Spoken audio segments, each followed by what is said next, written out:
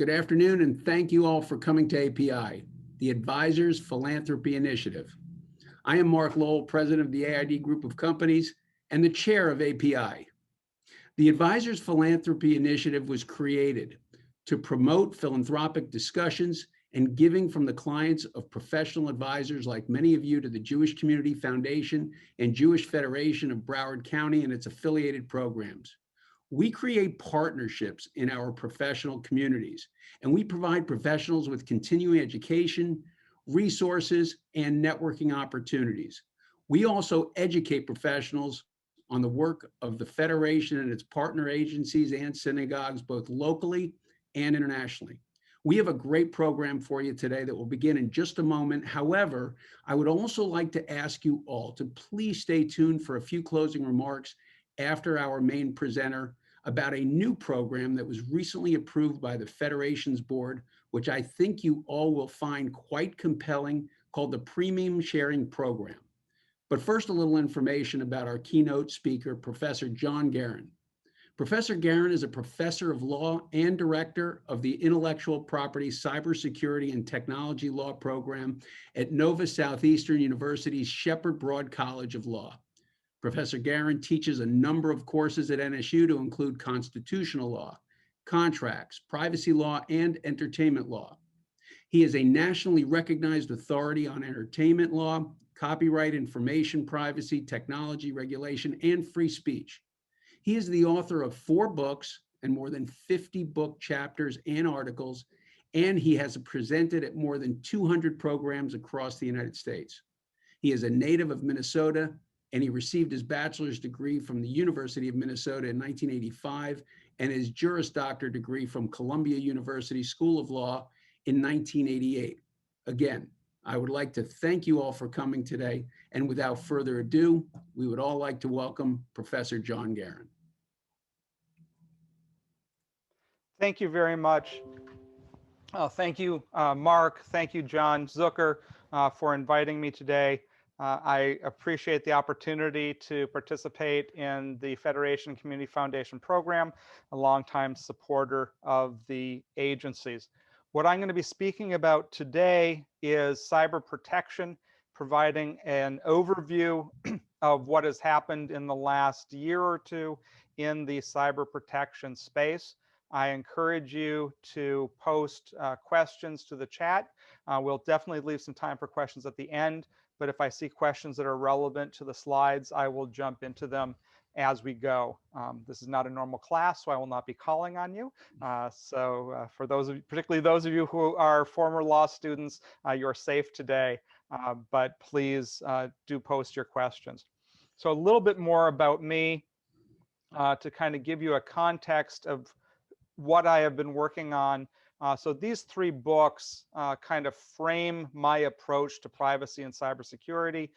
You see the earliest of these 3 from 2018, I believe it was, is the Entrepreneur's Intellectual Property and Business Handbook. This really frames how I approach privacy and cybersecurity from a very practical and pragmatic standpoint.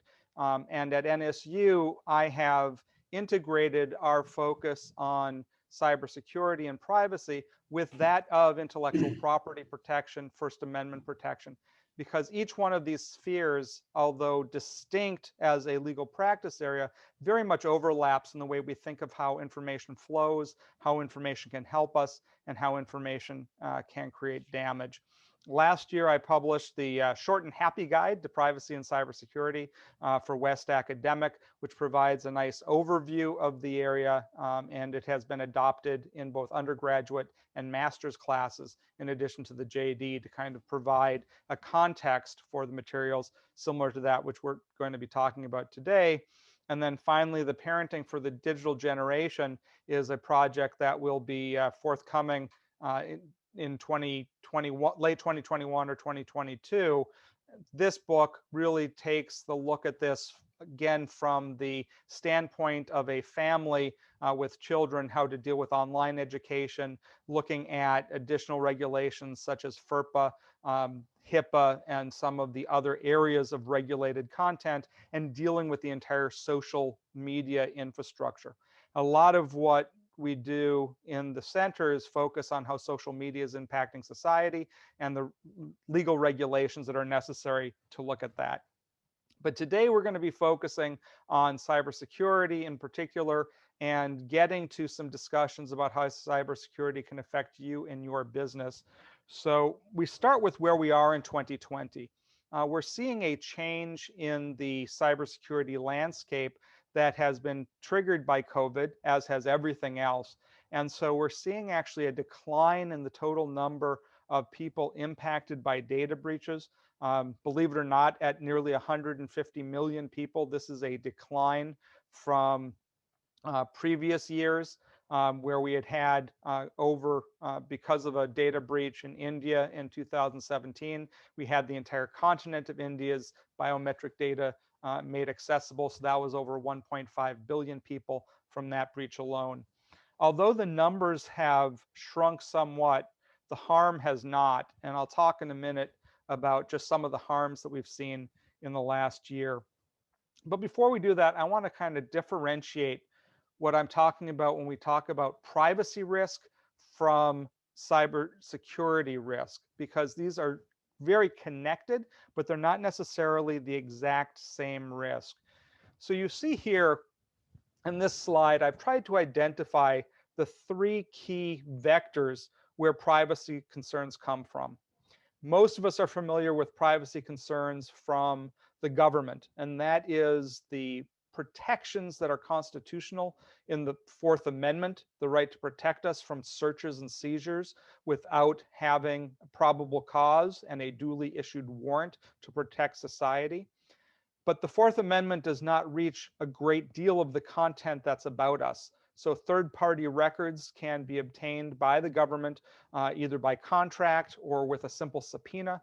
The subpoena power also allows a great deal of additional information.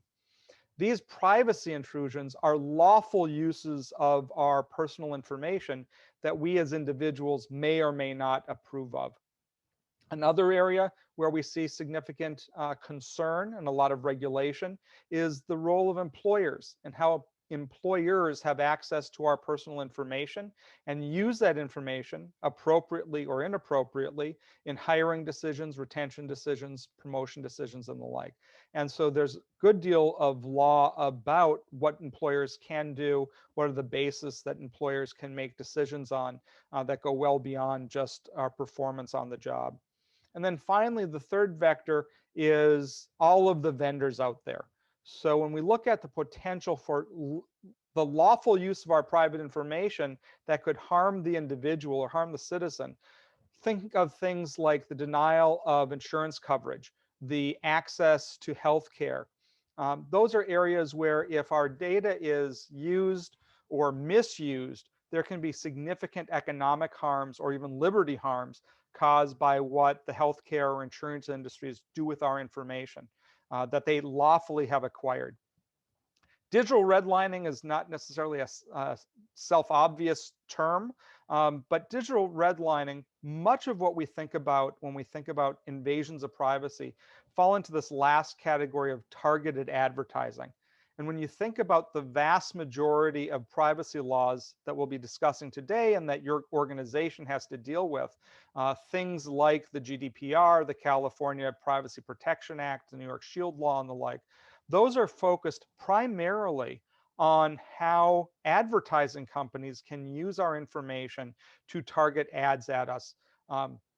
Just did a presentation yesterday for the American Bar Association where we were actually talking about the use of not behavioral indicators, but emotional indicators, that the political campaigns today are identifying emotional triggers and writing their campaign ads to focus on those hot button issues that will cause people to give money, to get out and vote, or even take to the streets because they're so emotionally invested with the messages. So those are forms of behavioral advertising and targeted advertising. Digital redlining takes that one step further. There have already been examples, and there's certainly a concern that when we use behavioral advertising to promote products to particular groups, we will also avoid the costs associated with doing business of different classes of people And unfortunately, oftentimes that's based on economic status of those people, which correlates very highly with race, religion, and other protected factors. Right? To those of you who I'm speaking to on the call today, you're all too familiar with our history, particularly in the legal field. We know that many of the big law firms of the 20th century actually were founded because Jewish lawyers could not get work in non-Jewish law firms. We saw the same thing with the African American community and Latino community. We've seen this form of segregation in the past. Well, advertisers historically have done the same thing. And today we see the ability using artificial intelligence and other technologies to segment our advertisements based on things such as race, gender, economic status, ethnicity, language, and the like. And that has the potential to have a corrosive effect on overall society. So that's another concern that I write about when we look at privacy risks.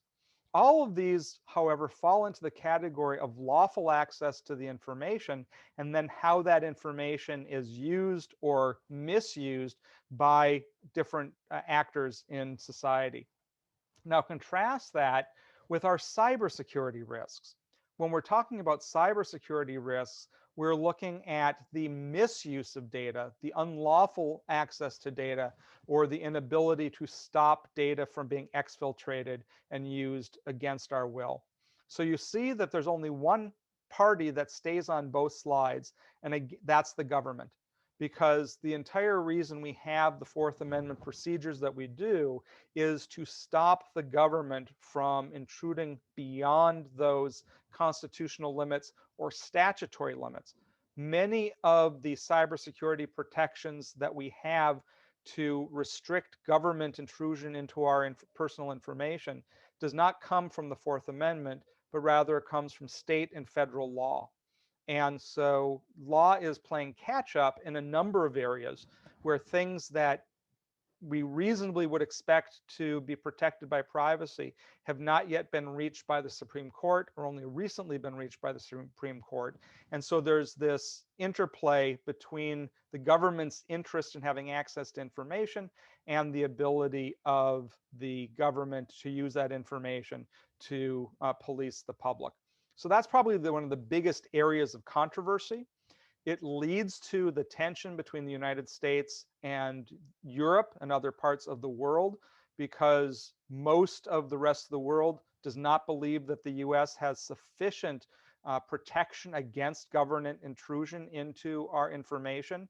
And so it is illegal under EU law for an EU resident to be subject to what is legal in the United States. And so this has created significant tension between the United States and Europe in data sharing because of the different notions of how we protect information.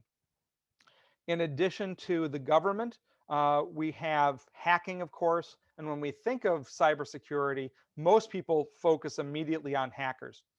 Today, hackers have become a very different business than it was back when we started doing this in the 1980s.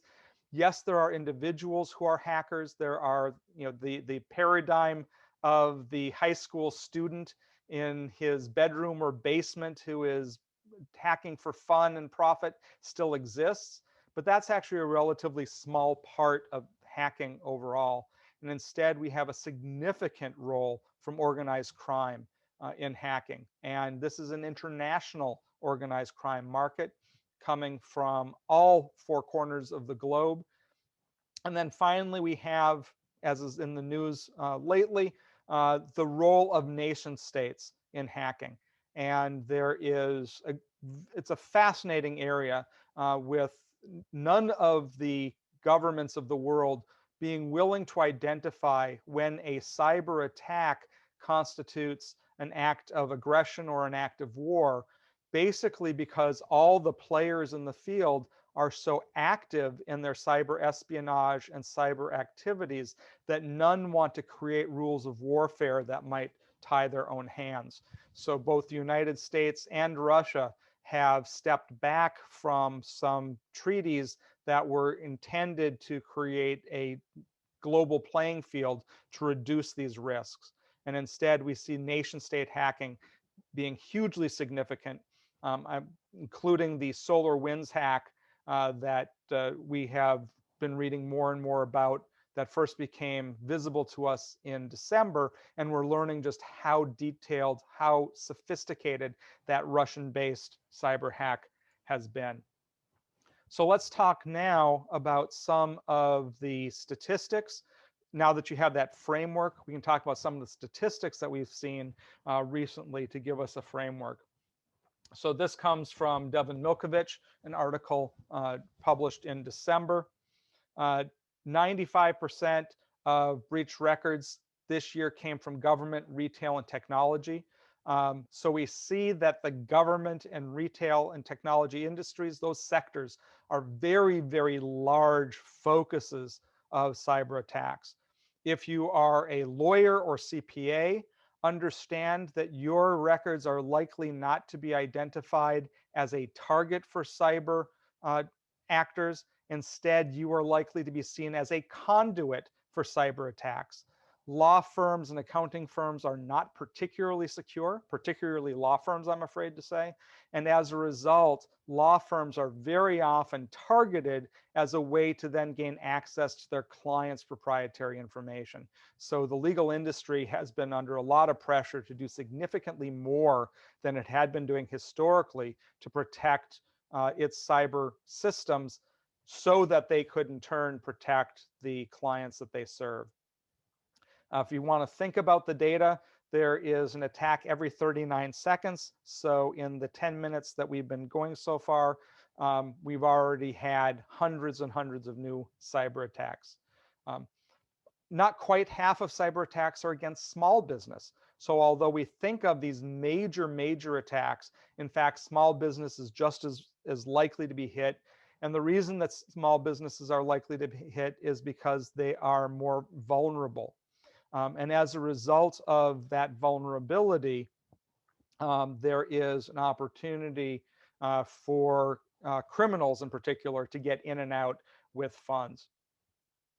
You also see that the amount of cyber attacks, cyber crimes more generally, as the world has moved online, the FBI reports that there has been a huge increase in cyber attacks.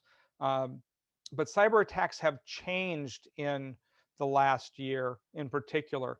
We're seeing less malware. We talk a lot about how malware is being used to create ransomware and the like. But in fact, we're seeing a significant increase in simple phishing exploits and using wire transfers to encourage companies to have a false identity of the CEO or someone else sending a wire transfer, and $5,000 to $50,000 is sent from the company to the criminals directly. No need to go to the black market and sell private data, because the companies have simply provided those funds. So we see, again, a significant change in where the cyber attacks have come in this year to take advantage of the changes. There is a little bit of good news, and the little bit of good news is that the total number of cases has declined in the last year. And you can see the statistics on this slide that really help look at how some of the changes have occurred. But email compromise and staff compromise continues to be a very significant part of the risk factor. You'll note in the slide talking about cyber attacks, the insider attacks. I don't think I actually focused on that quite as much as I should have, right? The internal actors are the other major vector where cyber attacks take place. And we see that internal actors, employees, former and disgruntled current employees, poor policies and procedures that inadequately train staff or monitor that staff are following operations. What we mean by staff, oftentimes trainings are rolled down but not rolled up. And so the insecurity comes from the most senior leadership of an organization. I have talked to a number of attorneys over the years who have acknowledged that their cyber attacks began when a senior partner was in a hotel and asked that their VPN be extended or turned off, and the firewall dropped because the lawyer at the hotel couldn't have access to the system, and that created the vulnerability that resulted in the attack. So even though there were good technological systems in place, there was a failure to protect because an accommodation was made for it for a particular leader. All right, so the question that came up to the group is why we are not doing a good enough job to have the companies responsible for the consequences of their action. And I think we're seeing a real change in that, particularly by large industries. What we're seeing in the large industry change is that companies increasingly are requiring their vendors, which is another source of significant data breach and data loss, is they're requiring their vendors to not only contractually agree to provide best practices, but also to undergo data security audits as a condition of getting the contract with the major corporation and keeping that contract as well. The result of those audits have really pushed vendors like law firms and accounting firms to up their game in order to keep those larger clients. But as I mentioned a moment ago, with 43% of the attacks coming to small business, we're seeing a stratification in the marketplace. And as a result of that stratification, large law firms, large accounting firms have sophisticated systems in place to handle the largest companies. And as we move down the size scale, we see less and less sophistication, and yet the risks remain the same. John asks, what kind of redress do individuals have against corporations where their information has been compromised? Generally speaking, there has not been a lot of success in litigation. It has been difficult to prove from a tort standpoint where the vector for the attack is. The access through a vendor means that both companies were at fault as a result of the liability. And increasingly, companies are using insurance to deal with risks rather than using the court system to deal with these issues. So more often than not, there will be a dispute between the insurance companies for the two providers, and something will be worked out. But there is, again, I think, a trend towards more obligation. We're going to see a massive shift in this, going a little bit out of order. We're going to see a massive shift in this as new state laws come onto the scene. And so we already have the California Privacy Protection Act, which went into effect last year, but the CCPA does not have a private cause of action. The CPRA, the follow-up, which goes into effect January 1st of 2023, does include a private right of action. And so I think that is going to really change the landscape. And many additional states, as I'll highlight in a moment, are looking at new laws. And as these laws come into play, it will be increasingly likely that individual suits amongst companies will occur. It is very likely that there's going to be litigation surrounding the most recent attack that hit across so many different companies. More than 100 major companies were hit in the Clearwinds attack. And as a result of that attack and the massive damage that it has done, there is likely to be a significant round of litigation and other steps that look at who is to blame and who is responsible for this. An article from ZDNet just this morning has finally essentially waved the white flag and said private enterprise is no longer sufficient to deal with nation-state cyber attacks, and we need to move to a model of national defense. And if you think about it, if you think about the Russian attack that went to the underlying code of Microsoft that has exposed the records that were kept by the federal judiciary, including all the sealed documents in the court cases currently pending in the federal court system, the documents in the Defense Department, Homeland Security, and so many other government agencies that were implicated by this attack. It may be that this attack finally triggers a new national agenda where cybersecurity tools are simply provided by the digital version of the Defense Department rather than relying on corporate vendors as the first line of defense. That remains to be seen, but I think that's a conversation that we're going to begin to hear that we have not heard in the last 25 years because so much more is at stake today than has been in the past. All right. Let me move on to the discussion. So here's the issue with giving the federal government the obligation to protect the nation's infrastructure from cybersecurity attacks, and it is that the government itself is one of the biggest surveillance actors in the world. And do we really want to have the entity that is responsible for protecting our data to be the entity that we so often are bringing to court to stop the behaviors of that entity?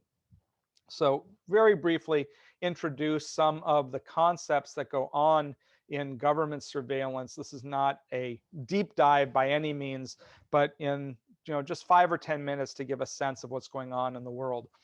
So first we have to understand that government surveillance is ubiquitous. We are being watched. We are being watched in so many different places. Now, many of these are good technologies, and not all of these are the government, I should also say. Right? So social media is a technology where we're all being watched. We volunteer to participate in it. Facial recognition software is something that has become ubiquitous almost without really an opportunity to think about whether or not there should be privacy protections on that software. Well, Clearview AI, a private company, has screen scraped over 3 billion images from members of the public, and now by contract allows government data agencies to search that 3 billion person record. That's simply done by contract. There is no Fourth Amendment protection. There's no subpoena power limitation. There's no judicial intervention. Any government agency can simply sign up, post a picture, and get back names and oftentimes geolocation information. So again, very inconsistent with the way we think about how the First Amendment developed, but since private enterprise filled this role, it creates a real issue.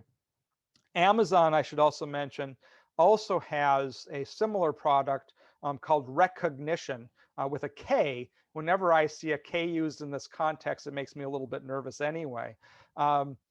Amazon, however, has done something that's very clever, as it often does. While it has the ability to do facial recognition tools for government agencies, it has expanded its technology for products and objects. And so if you want to use it to search for widgets in your warehouse, if you want to use it to look at how your products are presented in a storefront, to walk the grocery store aisle and be able to use the same version of facial recognition software to scan how every product is laid out, Amazon has a service for you to be able to do that. So it has moved its technology into very neutral uses, and in doing so made the technology much less about facial recognition software, much more about pattern recognition software that allows it to continue to have a robust AI business in the field while reducing its reliance on law enforcement. We're familiar with electronic toll readers, right? We all use EasyPass or SunPass or its equivalent, plate readers. So we're being read all the time. Our technology allows us to be followed everywhere. Of course, our cell phones create digital footprints. The GPS allows our phone to be tracked as it moves, as it pings from cell tower to cell tower, creating a perfect image of the phone's location.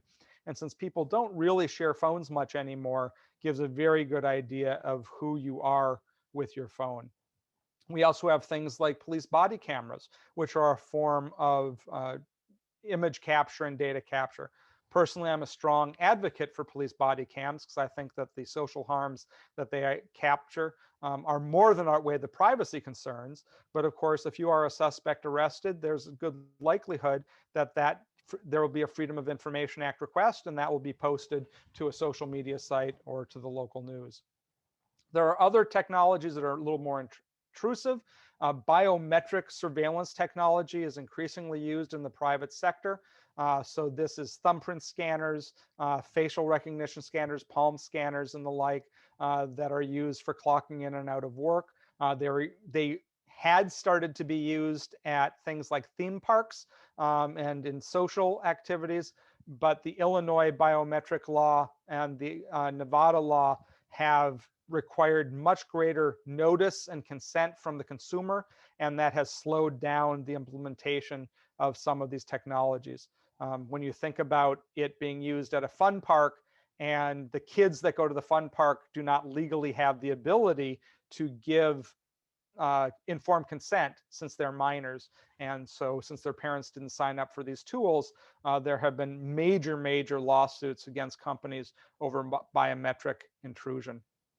Stingrays are devices that law enforcement, national security enforcement use. Basically, they're fake cell towers. And so on wheels. And so you roll one into an airport or you roll one into a hotspot, and it will capture for the law enforcement agency all of the cell traffic information going in and out of that spot, and then pass it along to the real cell tower that's owned by one of our cell providers. And it is used to capture a lot of information about the movement of potential bad actors in that location. Typically, stingrays will require a search warrant in order to put them up because they are so intrusive. We've talked about some of these others. The others are a little bit less obvious. But so you get a sense that, in fact, our data is mapping us as we move everywhere that we go. Now, when we talk about privacy from the government, we are talking about the Fourth Amendment. Again, I will just very briefly introduce the notion if you're not familiar with it. Right, the right of the people to be secure in their possessions, houses, papers, and effects against unreasonable searches and seizures shall not be violated. No warrant issued except upon probable cause after oath or affirmation describing the places to be searched or the persons to be seized. So we've moved away from a notion that the Fourth Amendment only covers physical places, and we move to a reasonable expectation of privacy model. This goes back to the Katz decision in 1967 and stands for the proposition that for a warrant to be required, there must be two levels of expectation of privacy. First, the individual has to have a subjective expectation of privacy, meaning he or she thought they were in a private activity. And then secondly, the private activity has to be one that society as a whole, as determined by the court, believes should be treated as private. And if it meets both of those standards, then a search warrant is required. So we've seen significant development in the law in the last 10, 12 years, particularly with regard to cell phones and mobile devices. Early on, the courts were not particularly concerned about cell phones, but as the Supreme Court has recognized, the role of cell phone use has changed dramatically in society. And in fact, people subjectively expect that with the vast amount of data that one can have on one's cell phone, that information is private information and shouldn't be readily available to the police, even if it's incident to a lawful arrest or a stop and frisk search. So the Supreme Court has said that to search a person's cell phone now does require a search warrant. And even if it's lawful to a search, the police can confiscate the phone, put the phone in a locker so that the evidence is not spoiled, the phone is not destroyed or lost, but then a search warrant needs to be obtained to look at what's on the phone. And looking at the particularities of what's on the phone, the search warrant needs to identify what is it that the police expect to find on the phone that relate to the probable cause. So they can't simply go on a fishing expedition any more than they could walk into a person's house and with a search warrant to find a financial record, then start rooting through every drawer in the house to find anything they possibly want. So one of the concepts of search warrants is that they are limited in scope and appropriate to the nature of the search itself. All right, I'm going to move forward on the search and seizure material because we only have about 15 minutes left, and I want to move us into some of the other areas. In addition to search warrants, there is a statutory regime that goes along with it. Search warrants do not go, the search warrant requirement does not necessarily go nearly as far as the public would want in terms of protection from law enforcement, particularly because of the notion of what's called the third party doctrine. While an individual has the right to be free from searches and seizures, that does not mean that your information is private, particularly once you have shared it with a third party. So a third party will be all your friends and friends of friends on Facebook, but they'll also be your bank. They'll also be your doctor. They'll also be any vendor you use, such as your cell phone company or your ISP. And so while as citizens, we don't really think of those vendors as people we have shared our content with, under the law, though, once we have given our information to a vendor such as a bank or an ISP, the warrant requirement under the Fourth Amendment no longer exists. So we need statutory protections, and we get those statutory protections from Title III of the 1968 Omnibus Crime Bill. It has been amended a number of times since 68. Including 86, again after 9/11 in 2001, and some recent amendments. There are basically three parts to Title III. The first is the Wiretap Act. The Wiretap Act covers oral wiretaps, so tapping telephone calls or tapping voicemail recordings, video that includes audio. This is why when you have cameras to protect your property, they do not have sound recording ability in them because the law protects the content of sound recording very different than it does from video recording. If you want to record sound without permission of the party, then you must have a search warrant, and you must meet not only the probable cause requirements of the search warrant, but there's actually a heightened standard of how to get that particular search warrant. If it is an electronic record or stored communication, you do not need a search warrant necessarily. So under the Stored Communication Act, if, for example, you want to get a record from OneDrive or Dropbox, you want to get a record from the ISP for documents that are stored in somebody's email, under the statute, all that is required is a subpoena and an affidavit. So it's a much lower standard of protection than it is for a search warrant. And so we have this variable standards for how the police can go about getting records lawfully as part of their search process. All right. So that's, again, kind of just a framework for where the government is in getting our information. The next area that I want to highlight is the risk, which I think is one of the most important things that one can think about this from a business standpoint, which is the insider threat. So when we talk about insider threats, as I've already alluded to, we're talking about employees and vendors. So vendors are a huge vector in cybersecurity intrusion. If you think back to the Target breach, for example, Target was breached because of an HVAC company that had malware. It is very common that the credit card machines are breached as a result of third-party vendors that come in. Vendors will come in to do work on software temporarily, take down the firewalls, forget to put them back up, things like that. those are significant risks to companies' data systems. And because they tend to be overlooked, they create even more risk than your normal employees. Your normal employees are always at risk of phishing exploits, of failing to adhere to company policies and the like. And so ongoing training and management of employees is essential. Leaving employees and disgruntled employees, of course, create a different risk of their own. Um, Unfortunately, leaving employees may differ greatly with their employer on what is considered confidential documentation that should stay at the employer and what is reasonable work product that an employee can take with him or with her to go to their new job. And so there's always the risk of theft of trade secrets and other information.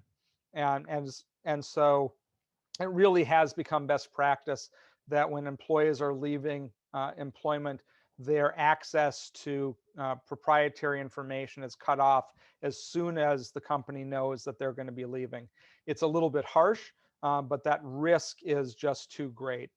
It's also very important to make sure that employees have data minimization so that an employee has access to the information he or she needs to do the job, but doesn't have general access to root around and find other information.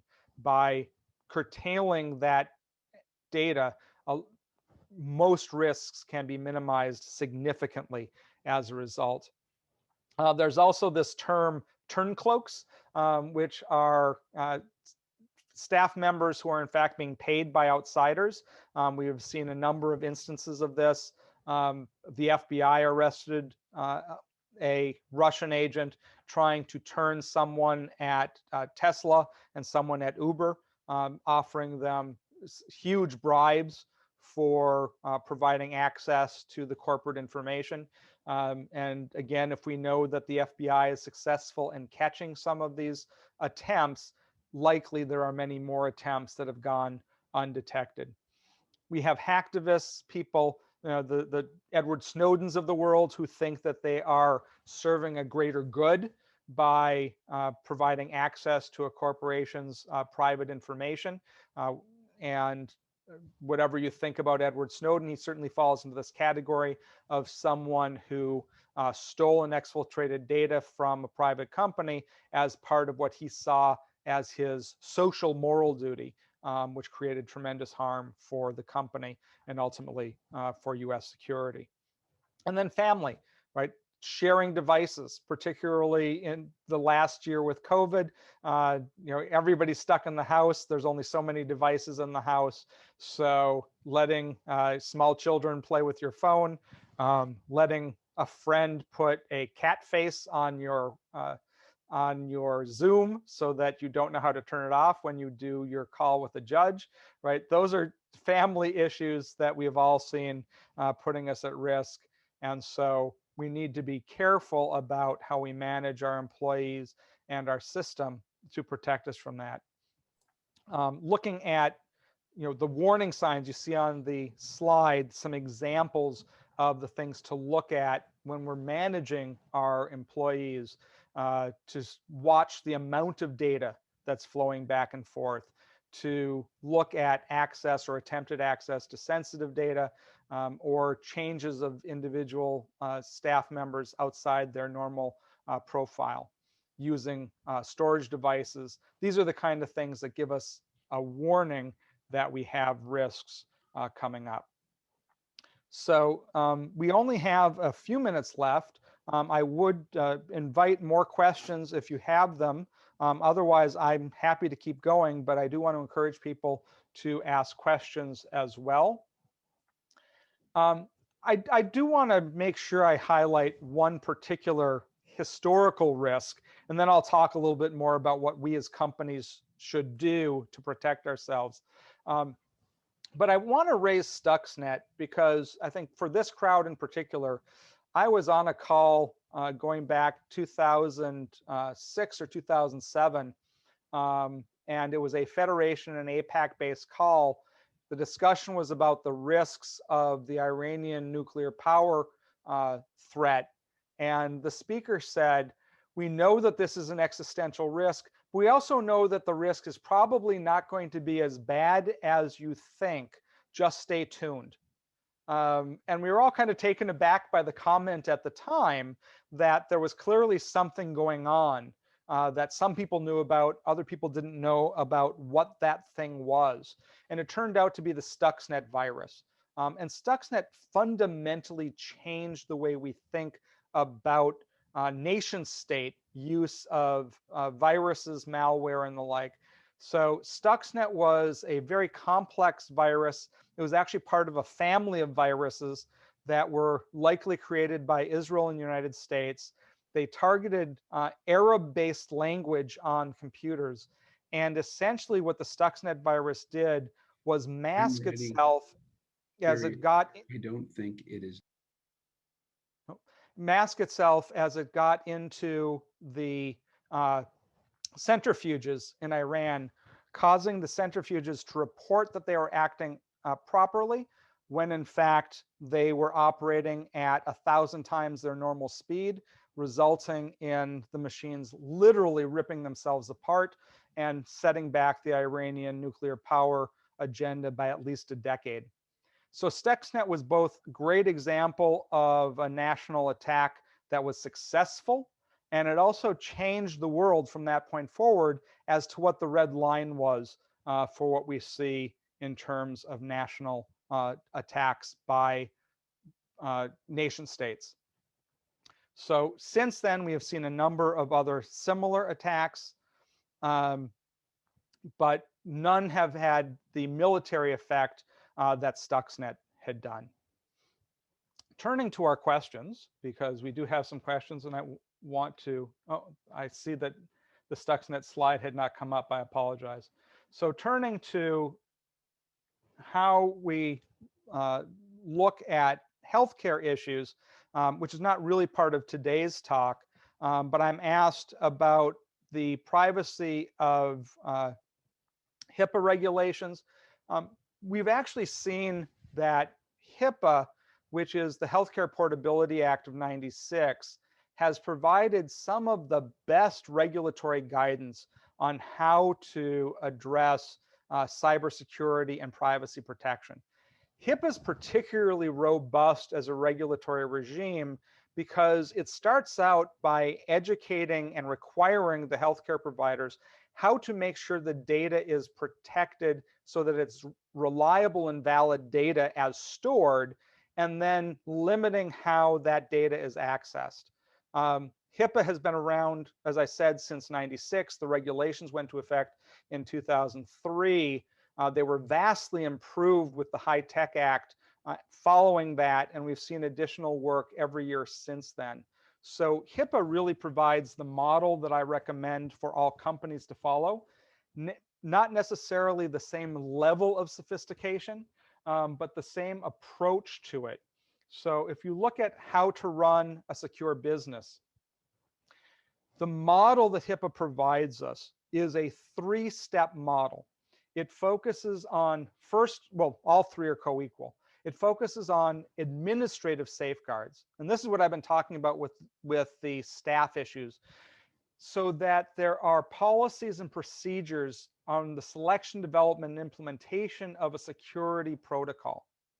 HIPAA requires that there's someone who reports to the CEO whose obligation is to protect data privacy and security.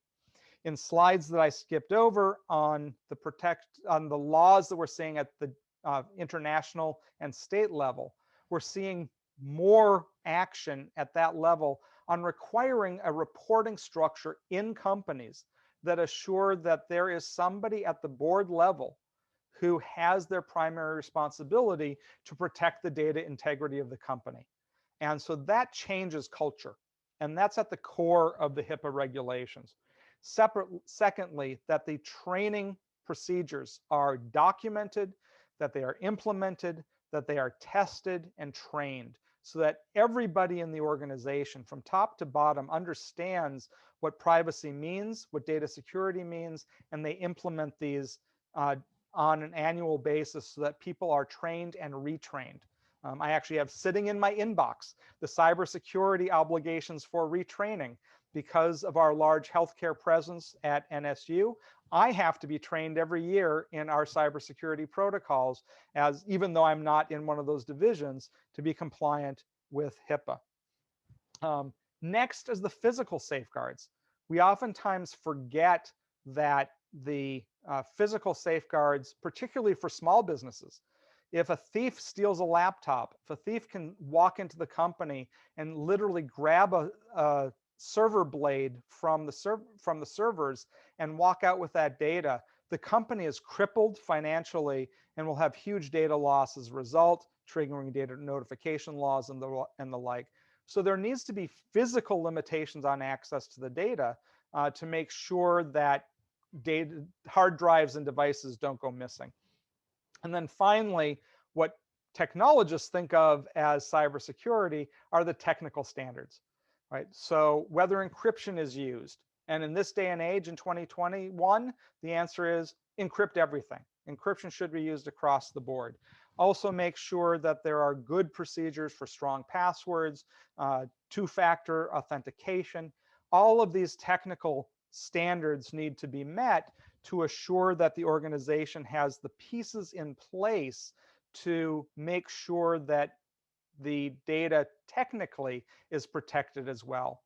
Those steps, starting with encryption, go a very, very long way to protect the company not only from actual data breaches, but from the risks associated with the many, many variations of state law that now require companies protect the data that of their customers and increasingly of their employees, to protect them from having liability at the state level or losing lawsuits to private individuals at the state level as a result of data breach. Encryption, two-factor authentication, great training, those are the steps that will result in a company being much more robust. We have time for just a couple more questions. I'm looking at our leaders. So the next question is the best way for companies to provide trust related to cyber and privacy matters to their stakeholders, customers, and vendors. What a great question. So, right, number one, be transparent about privacy practices. Right, so most companies get in trouble because they promise more than they do. So say less, do more is always good advice across every business, but it's particularly true across cybersecurity. There are only two kinds of companies in the world: those who have sent out notices of their data breach and those who are unaware that they've had a data breach. There is no third category. There is no category of companies who have created a bulletproof system. And there's no legal requirement to create a bulletproof system because it's essentially impossible. Instead, companies need to take all the reasonable steps available, be transparent and honest about what they have done, and be quick to acknowledge what they have done wrong. Second, right, make promises about privacy that the company can keep.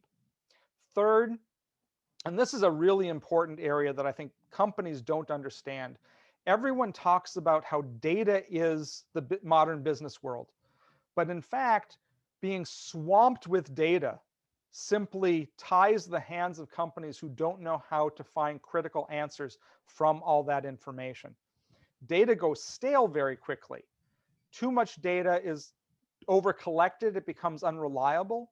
And so the important thing is to collect information that the company can operationalize and use and make sure that it safely eliminates all data that it doesn't need. If you don't have it, it can't be stolen from you.